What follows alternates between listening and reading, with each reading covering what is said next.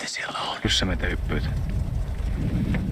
everyone, I'm Johnny, and what I have for you today is 5 amazing Nordic World War II movies based on real events. If you like true stories of personal sacrifice, community warfare, and beating the odds, you won't get better than these 5 excellent movies. Deres Majestet, fremmede krigsskib på vej ind i ytre del av Oslofjorden. Number 5, The King's Choice from Norway, a true story of the events leading up to the German invasion of Norway, focusing on King Haakon VII. The movie is highly political, focusing on the ultimatum given to King Haakon by the German armed forces, which is to surrender or die. The acting is all around excellent and gives credit to this real historic event where Hitler himself gave permission for peace to be negotiated with King Haakon, bypassing Norwegian cabinet. The king's refusal to submit to German pressure for peace inspired Norwegians to resist the German occupation. The action scenes are not lengthy but are of good quality. One of the best and historic highlights of the movie is the sinking of the German cruiser Blücher by Norwegian coastal defense batteries. The wreck of the Blücher remains at the bottom of Oslo Fjord.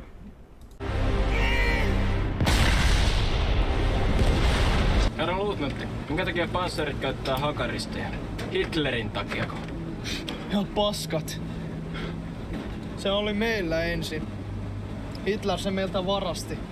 Number 4, 1944, The Final Defense, aka Tali-Ihantala, 1944, from Finland. This incredible movie, based on the largest battle ever fought in the history of the Nordic region, a true story of David versus Goliath. In June of 1944, Finnish troops are defending against the Soviet steamroller, and this film depicts nothing but the action with little or no character development. However, the battle scenes here are well researched. If you like World War II armor, this movie is likely for you. The movie features several real Stug assault guns, T-34s. You'll also find some mock-up Russian KV-1s.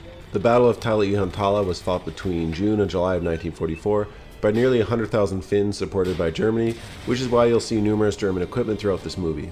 The Finns fought off 150,000 Soviets. The Finns would suffer 8,750 casualties to Russia's 27,000, which included hundreds of tanks and aircraft. The Battle of Tali-Ihantala was one of several during the continuation war, to end with the Soviets concluding that conquering Finland would be far too costly. Though the reception for this film was mixed, most of the criticism targets the lack of main characters and a proper plot.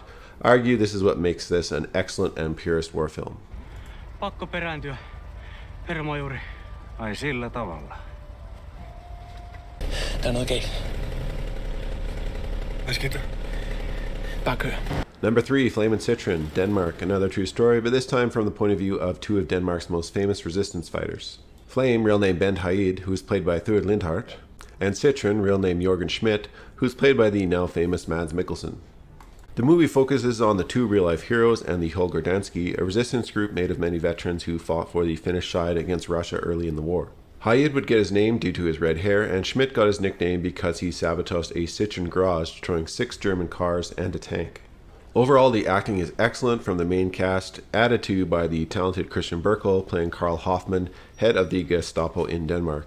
The story is gritty and immersive. The movie does nothing to romanticize the life of a resistance fighter, which does real justice to the actual tasks Flame and Citreon performed during the war.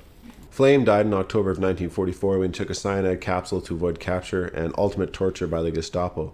Before his death, Flame reportedly killed 22 Danish Nazi officials and collaborators. Citreon died fighting capture, taking 11 German soldiers with him and injuring many others. In 1951, Flame and Citreon were posthumously awarded the United States Medal of Freedom by President Harry Truman.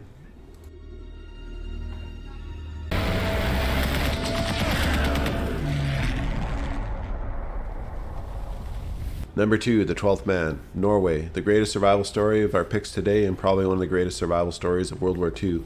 The story follows Norwegian resistance fighter Jan Bolstrud, a British-trained Norwegian commando who travels to Norway aboard a fishing boat with 11 other Norwegian resistance fighters. Tasked with sabotaging German military facilities as part of Operation Martin, immediately the mission becomes compromised when they are betrayed to the Germans by a local shopkeeper. They attempt to flee, but 11 of the Norwegian soldiers are captured by the Gestapo and executed. Jan Bolstrud, however, manages to escape into neutral Sweden, suffering countless hardships throughout the 3-month ordeal. What this movie does best is not only captures the willpower and determination of Bolstrud to escape, but also the sense of community and determination of the Norwegian people to help the national cause. The 12th Man is often referred to as a community war movie, as the protagonist is not so much Bolstrud, but the community who saves him. This is a very compelling true story and well worth watching even if you're not a war movie fan. Så setter du bare båten på rekk.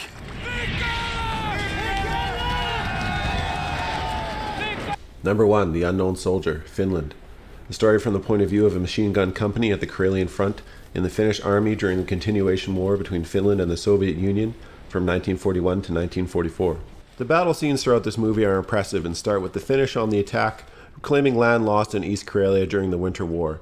The film also follows the trench warfare period of the war between 1942 and 43, and this is where the movie does justice to the individual experiences of different soldiers in a way that does nothing to glorify war, such as what you might see in other Hollywood war movies. The movie does a good job of balancing a historical and proud moment for the Finns, defending their democracy while still showing the horrors and personal toll of war.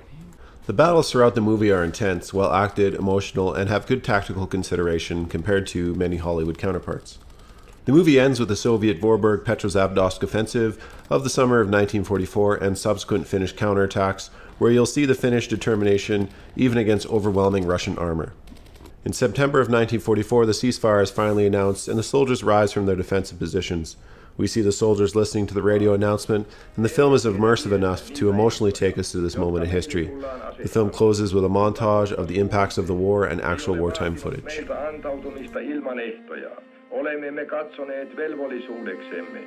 Thanks for watching this Top 5 Nordic World War II movie review. I'm not a historian, just a movie fan, so if you want to add any insight or offer any criticism, please feel free to do so in the comments section below. Also, if you want to like and subscribe, it helps the channel grow. Thank you very much.